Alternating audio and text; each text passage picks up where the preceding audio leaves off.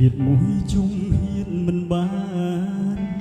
ឲ្យបែកកលយានមិនដេចទៅបើចិត្តនេះនៅតែនឹកដល់ស្រីដៃទាំងគូបងអោបពិសីដេចពេលនេះថ្លៃឲ្យអ្នកថ្មីអោបជំនួសបង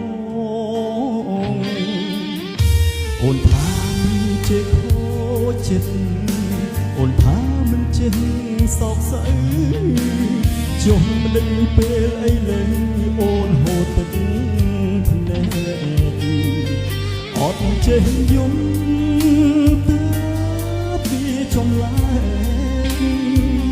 គេលុះសុំបាយទើបអូនស្រែករត់រ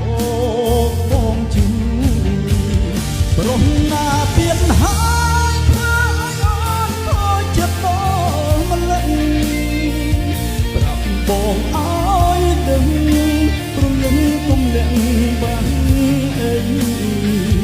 គេល្អប៉ុណ្ណាប៉ុណ្ណាទើបធ្វើឲ្យអូនយំរួលរាត្រីគេអ្នកថ្មីសុំដីដូចមុខ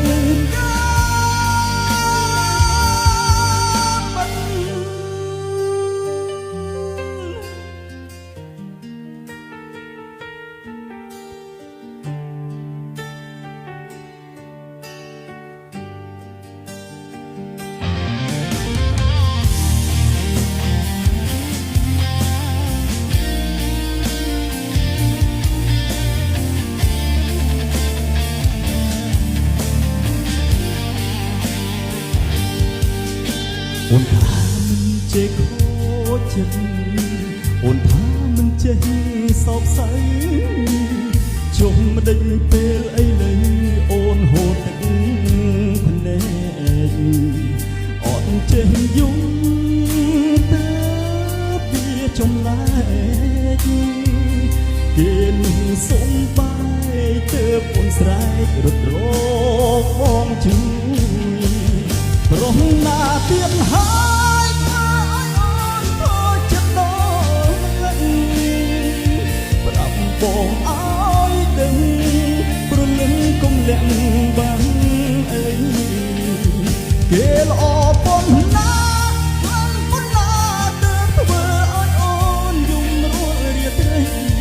គេអ្នកថ្មីសុំដីដូចមុខ